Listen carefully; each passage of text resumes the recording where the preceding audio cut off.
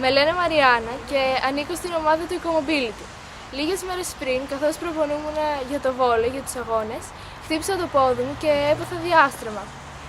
Κατάλαβα, επειδή ερχόμουν στο σχολείο με τα πόδια, πόσο δύσκολο είναι τώρα που έχω το πόδι μου να περπατάω στους δρόμους όπου δεν έχουν πεζοδρόμιο και είναι επικίνδυνοι. Επίσης, κατάλαβα ότι οι άνθρωποι που αυτό το έχουν μόνιμα, όπου αυτό το έχουν μόνιμα τους, είναι πολύ δύσκολο να μετακινούνται στους δρόμους έξω και γι' αυτό πολλές φορές αποφασίζουν να μην βγουν έξω γιατί θέτουν σε κίνδυνο τη ζωή τους.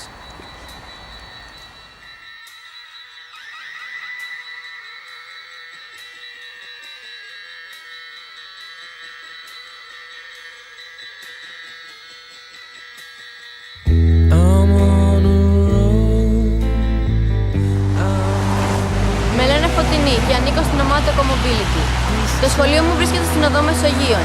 Πριν και μετά το σχολείο μου δεν υπάρχει πεζοδρόμιο, με αποτέλεσμα καθώς έχω με τα πόδια να υπάρχει κίνδυνος κάποιο αμάξι να με τραυματίσει πάρα πολύ άσχημα.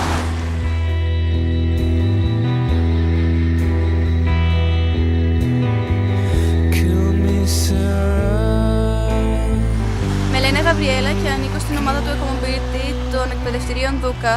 Βρίσκομαι στην οδό Μεσογείων, στην στάση Σωρού, την οποία χρησιμοποιούν πάρα πολλά παιδιά, είτε από το σχολείο μου είτε από άλλα σχολεία που βρίσκονται πέρα από αυτόν τον τεράστιο κάλυπτο χώρο δίπλα μου.